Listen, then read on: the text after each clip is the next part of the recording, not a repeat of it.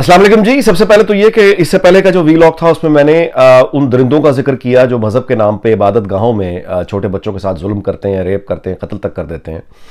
तो उस पर मैंने जिक्र करते हुए ये कहा कि ये लोग झूठे पंडित, झूठे मौलवी और झूठे पादरी ये क्रिमिनल हैं जो एक खास तरह का हुलिया बना के ये सब काम करते हैं।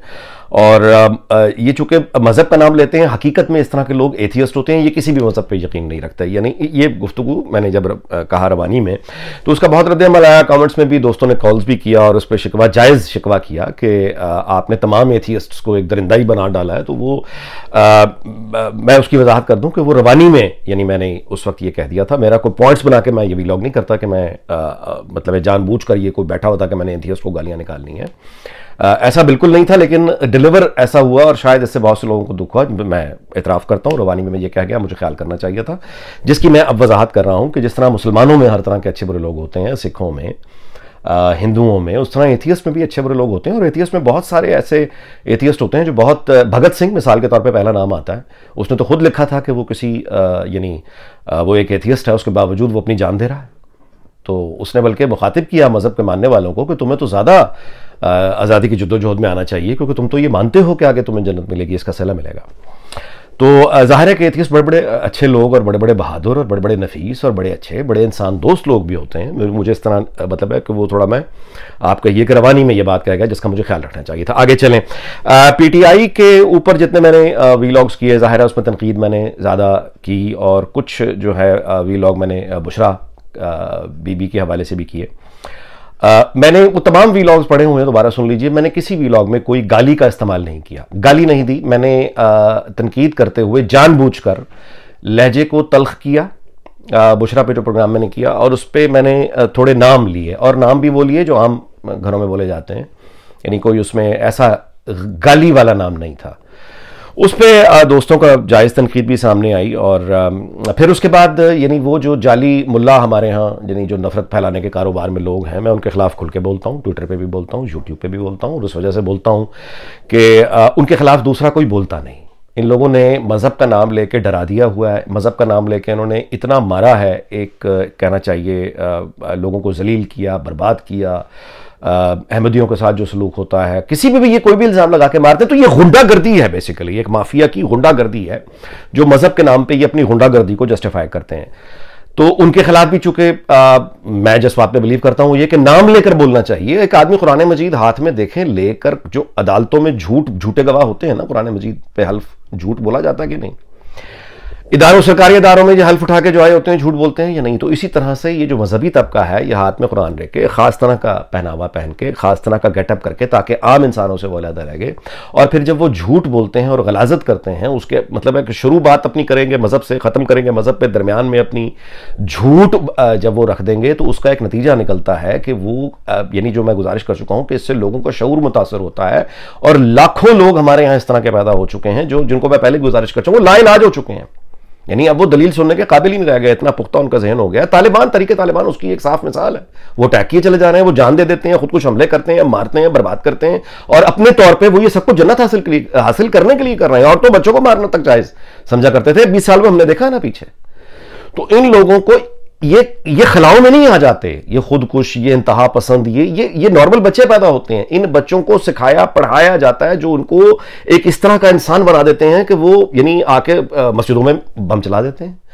तो इस तरह की सोच को परवान चढ़ाने वाले वो लोग जो राइटर्स हैं, जिनके अब यानी उनका नाम लेकर अगर आप नहीं तनकीद करेंगे, कम से कम बताएंगे नहीं, तो आप बताइए मर्ज की जब तशखीस ही नहीं होगी और जो लोग ये मर्ज को फैला रहे हैं उनकी आप निशानदही नहीं करेंगे, तो फिर आगे कैसे बढ़ेंगे। मैं अगर हाथ से आगे रोक नहीं सकता किसी को, तो बयान तो कर सकता हूं, अपना फर्ज तो अदा करूं, बजाय मैं दिल में जलता रहूं, करता रहूं कि ये लोग मेरी कौम को बर्बाद करते रहे और मैं अपना जनरेशन गैप फिल करने के लिए किसी ने पैदा किया, किसी को पैदा करके दुनिया से चला जाऊं। नहीं, मैं अपनी बात करूंगा।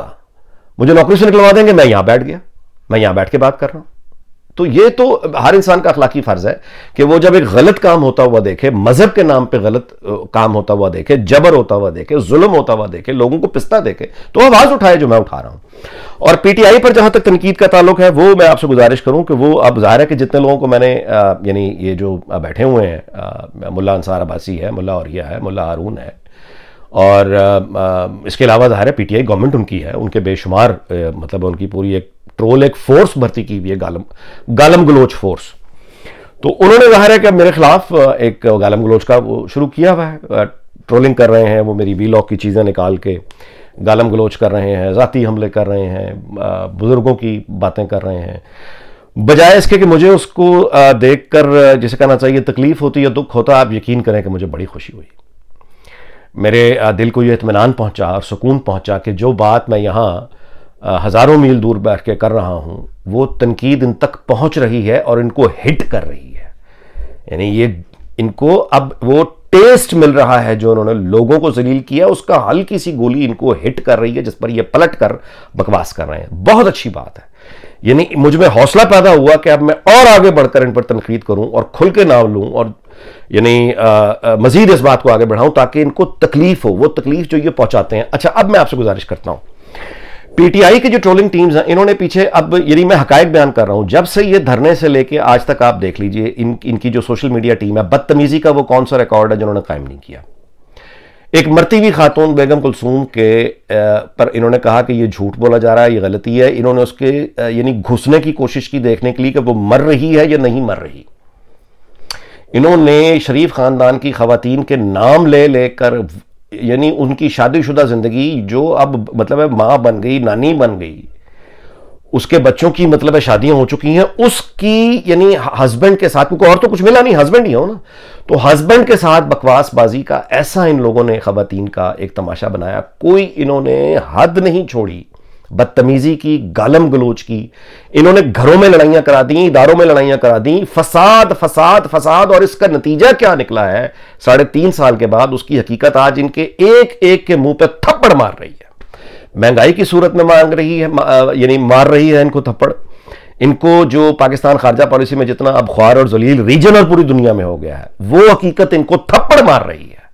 और अब ये बिलकते हुए, बिलबिलाते हुए, क्योंकि जिद है ना, ये एक कैफियत है दीवानगी की, जो नफरत के इनके अंदर, जिस वहशत से इनका जन्म हुआ था। आप अंदाजा लगाए ना कि जो लीडर अपने चाहने वालों को सुनामी कहकर मुखातिब करता है, उस आदमी का शऊर क्या है कि वो अपने चाहने वालों को सुनामी कहकर मुखातिब करता है और वो कहता है मैं सुनामी लेके आऊंगा। वाकई सुनामी लेकर आया। वो सुनामी एक तबाही का निशान है, वो तबाही का निशान वो लेकर आया, तबाही बनकर आया पाकिस्तान के लिए।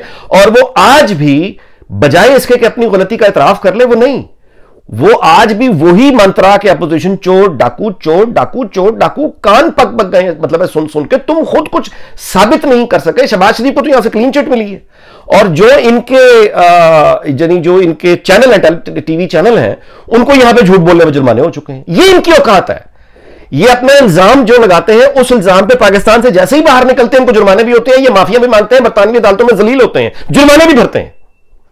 लेकिन पाकिस्तान में चूंकि सिस्टम कॉम्प्रोमाइज्ड है, ये अदालतों से तो निकल जाते हैं, यानी गाली देकर बच तो जाते हैं, लेकिन जवाब में आप देखें ये कितने बड़े चोर हैं और अंदर से ये कितने कमजोर हैं कि सिर्फ नाम को बिगाड़ा गया, सिर्फ नाम को बिगाड़ा गया। गाली नहीं दी मैंने, सिर्फ नाम को बिगाड़ा और लहजा तल्ख किया तो उनकी चू चू ची ची ची शुरू है। तो बड़ी अच्छी बात है, इसका मतलब कि मैं कामयाब हुआ। हजारों मील दूर बैठ के भी इस YouTube चैनल पे भी मैं कामयाब हुआ तुम्हें तकलीफ पहुंचाने में, तुम्हारे पागल, तुम्हारी वहशतों को, जिसमें तुमने लोगों को रगेद के रख दिया। मैंने तुम्हें अभी हल्का सा उसका जवाब दिया। गाली मैंने अभी तक नहीं दी, तुम दे रहे हो, यानी गालियां दे रहे हैं ये इस वक्त भी मुझे, और वो जाहिर है कि सबको इन्वॉल्व करके ये गालियां दे रहे हैं। मैंने गाली नहीं दी, लेकिन ये क्योंकि इनके पास गाली के सिवा है कुछ नहीं, क्योंकि ये खुद एक गाली है। इनका पूरा शऊर, इनका वजूद एक गाली है। और ये जो पीटीआई की सोशल मीडिया टीम और ये जो हुकूमत कर रहे हैं, इनकी हुकूमत पाकिस्तान के लिए गाली है। ये पूरी पार्टी पाकिस्तान की सियासत के नाम पर गाली है। ये है बेसिकली। अब इनकी जो तकलीफ है, बिलबिलाना है, मैं उसका मजा ले रहा हूं, आप भी लें। कि अभी तो सिर्फ इनको आप कहिए कि नाम बिगाड़े हैं तो इनको इतनी तकलीफ हो रही है। इनको अगर गाली पड़े तो फिर इनके साथ क्या होगा। और उसके बाद ये कभी तो हुकूमत है, जब ये बाहर निकलेंगे, मैं तो पहले गुजारिश कर चुका हूं कि जब ये बाहर निकलेंगे इनके साथ लोगों ने जो करना है इनको लग पता जाएगा। चलें अब आगे चलें। जहां तक बात है तनकीद बराए तनकीद की, चलें मैं आपको एक आदमी का नाम लेके मिसाल देता हूं। एक आदमी है, उसका नाम है परवेज रशीद। आप उसे जानते हैं, बहुत गालियां उसे पड़ती हैं, बड़ी तनकीद होती है। आप जानते हैं वो कौन है? मैं उसको जानता हूं जब से मैं स्कूल में पढ़ता था, मेरे वाले साहब के दोस्त, मैं उनको शुरू से देख रहा हूं। कौन सी वो इंपॉर्टेंट पोजीशन है नवाज शरीफ की कैबिनेट में जो उनको नहीं मिली? अभी 2013 के बाद उनके पास 4 या 5 मिनिस्ट्रीज के, फेडरल मिनिस्ट्रीज के पोर्टफोलियो थे। सेनेटर बाद में रहे, नवाज शरीफ के करीब तरीन दोस्तों में है, आज तक नजरियाती आदमी है वो, आज तक वो अपना जाती मकान नहीं बना सका। यानी वो किसी अदर देन सियासत, अदर देन जो तनख्वाह उसको मिलती है, वो कोई जायज कारोबार भी नहीं करता कि मेरा सारी की सारी नजरियात, मेरी जिंदगी, सबको छोड़ना बिछोड़ना पाकिस्तान के अवाम है और मेरी पार्टी है। ठीक है, मुशर्रफ के ज़माने में जब वो उनको बहुत तशद्दुद हुआ और पाकिस्तान से निकाला गया, जब वो यहाँ उनको वक्त कुछ साल गुजारना पड़े, तो यहाँ वाल्थमस्टो में एक इलाका है, वहाँ पे वो एक मामूली यानी दुकान, करेंसी एक्सचेंज जो डीलर होते हैं, वहाँ पे उन्होंने नौकरी करके अपने आप को यानी वो सारा वक्त गुजारा और पार्टी के लिए खिदमत करते रहे। कोई उनका बड़ा घर नहीं था, एक कमरे का फ्लैट में रहते थे, नीचे शॉप में वो नौकरी करते थे। और जब उनकी हुकूमत आई वापस चले गए और फिर जाके वो ज़ाहिर है जब उनको नवाज शरीफ के साथ वापस गए, उसके बाद फिर पंजाब में हुकूमत आ गई, पंजाब हुकूमत के तर्जुमान रहे, उसके बाद फिर फेडरल गवर्नमेंट में आके वजारतें, इंपॉर्टेंट पोजीशन, जाती घर नहीं है उस बंदे का। 3 या 4 मिनिस्ट्रीज के पोर्टफोलियो थे 2013 इलेक्शन के बाद, और मिनिस्टर इनक्लेव में जो मिनिस्टर जो हाउसेज होते हैं, जो सरकारी रिहाइश का हर वजीर को मिलती है, तो ज़ाहिर इनका इस्तेकाक था कि इनको घर मिलता, मैंने हर वजीर को मिलता है, इसमें तो कोई गैर कानूनी बात नहीं। इस शख्स ने घर लेने से इनकार कर दिया कि मैं अकेला आदमी हूं, मेरी फैमिली तो लाहौर में रहती है, तो मैं इतने बड़े घर का जहां पे 4-5 कमरे हैं, मुलाजिम है, एनर्जी ज़ाया होगी, बिजली ज़ाया होगी, गैस ज़ाया होगी, मैं इतने बड़े घर में अकेला आदमी मैं क्या करूं। तो पंजाब हाउस का वो कमरा जिसमें ये बतौर अपोजिशन के सेनेटर के रहते रहे थे, उसी कमरे में पड़े रहे। वो सारा जो दौर है वजारतों का, ताकतों का, उसी कमरे में इन्होंने गुजारा। और उसके बाद जब इनके खिलाफ और कुछ नहीं मिल सका, कंट्रोवर्सी से नहीं बच सके, ये कंट्रोवर्शियल, ये बेपनाह है, किरदार बता रहा हूं आपको उस बंदे का क्या है, लेकिन कंट्रोवर्सी से नहीं बचे, तो आखिर इल्जाम ये लगाया गया कि पंजाब हाउस वालों को हुक्म दिया गया कि इससे कमरे का किराया नहीं लेना। अच्छा, अब वो कमरे का बिल देने के लिए जाए, आगे कभी कैशियर गायब, कभी अकाउंटेंट, कभी ये कभी वो, पैसे मतलब आज लेते हैं कल लेते हैं, करते करते जब इनको अंदाजा हुआ कि ये क्या करने जा रहे हैं मेरे साथ, तो उन्होंने मीडिया को लिया, कैमरामैनों को लेकर चले गए पंजाब हाउस और खड़े हो गए कि मैं ये मीडिया के सामने आपको पेमेंट कर रहा हूं, मुझसे पेमेंट ले लो। पंजाब हाउस वालों ने पेमेंट नहीं ली, अकाउंटेंट ने, और बाद में वही केस बना और वही केस बना के सेनेट से उनको बाहर कर दिया। तो ये मैंने आपको एक बंदे का जिंदा मिसाल है। नवाज शरीफ के करीब तरीन साथी हैं, लाहौर में बैठे हैं, सीनियर लीडर हैं, गुमनाम आदमी नहीं है, आप सारे जानते हैं। मैंने नाम लेकर आपको बताया कि नजरियाती आदमी है और अवामी खिदमत और पार्टी के साथ कमिटमेंट उसकी ये है कि उसने ना अपना सोचा ना बच्चों को सोचा। पैसा कमाने का उसे शौक नहीं है। मुझे ये बताएं कि क्या उसके मतलब है अपना जाती घर, तो हर बंदे की ख्वाहिश होती है, क्या उसने नहीं सोचा होगा कि मैं जाती घर बना लूं? जाती घर तक नहीं, किराए के घर में आज तक रहता है क्योंकि पैसे नहीं है, वही तनख्वाह उसी तरह महंगाई के साथ गुजारा कर रहा है। एक आदमी मैंने आपको बताया है, पीटीआई को मैं चैलेंज करता हूं इमरान खान को, एक परवेज रशीद मुझे निकाल के दे दो, तुम्हारी सारे रंगबाजों की जो ये पार्टी है ना, एक परवेज रशीद निकाल के दे दो जो नजरियाती कमिटेड आदमी इमरान खान के साथ खड़ा हो। एक आदमी, एक परवेज रशीद निकाल के दो। मैं इन सारे मुल्लाओं से, ये जो सारे जाली मुल्ला बैठे हुए हैं, ये जो ट्रोलिंग करवाते हैं, ये सारे मुल्लाओं के मजहबी तबके में से मजहबी सियासी जमातों की बात कर रहा हूं, दीनदार लोगों की बात नहीं कर रहा, मजहबी सियासी जमातों की बात कर रहा हूं। मजहबी सियासी जमातों में हाँ, जमात इस्लामी एक है, जमात इस्लामी है, वो नजरियाती है। यानी उनके जो मैंने सोशल मीडिया के मेरे अकाउंट्स गंवाए कि मैंने हमेशा यानी नजरियाती इख्तलाफ के बावजूद जमात इस्लामी के जो लीडर्स जो नजरियाती थे, मैंने उनकी हमेशा इज्जत की है। देखिए, एक आदमी जो आपके मुखालिफ नजरिए पर खड़ा हुआ है, नजरियाती तो है, आप ये तो जानते हैं कि ये मतलब मुखलिस है अपने कॉज के साथ। आपके और उसके तरीकाकार में फर्क है, इख्तलाफ है, नॉर्थ पोल साउथ पोल का इख्तलाफ है, लेकिन ये आदमी मुखलिस है अपने कमिटमेंट से, अपने नजरिए से, तो आप उसकी इज्जत करते हैं, वो आपकी इज्जत करेगा। नजरियाती आदमी दूसरे की इज्जत करता है प्रोवाइडेड कि दूसरा भी नजरिए पे खड़ा हो। लेकिन नजरियाती आदमी कोई भी हो, वो किसी भी नजरिए से ताल्लुक रखता हो, जब उसके सामने एक झूठ का नजरिया लेकर को खड़ा होगा जिसका सर से पैर तक झूठ के अलावा है ही कुछ नहीं, जाती लालच, हुकूमत का लालच, पैसा कमाने का लालच, इख्तियार हासिल करने का लालच, नंगा लालच और झूठ, और फिर उसके बाद नाकाम होने के बाद हापादापी करनी, बेशर्मी करनी, बेगैरती करनी और बस दूसरों को जेलों में डाल दो, फाशिज्म करना, ये सब कुछ जो पूरी दुनिया देख रही है यानी इस परफॉर्मेंस को। और उसके बाद ये तबको करना कि डरा देंगे, हम गालियां निकाल के डरा देंगे, लोगों को डड्डे मार के डरा देंगे, हम कब्रिस्तान बना देंगे। नहीं कर सकते, नहीं कर सकते, फिरौन नहीं कर सके, तुम क्या करोगे?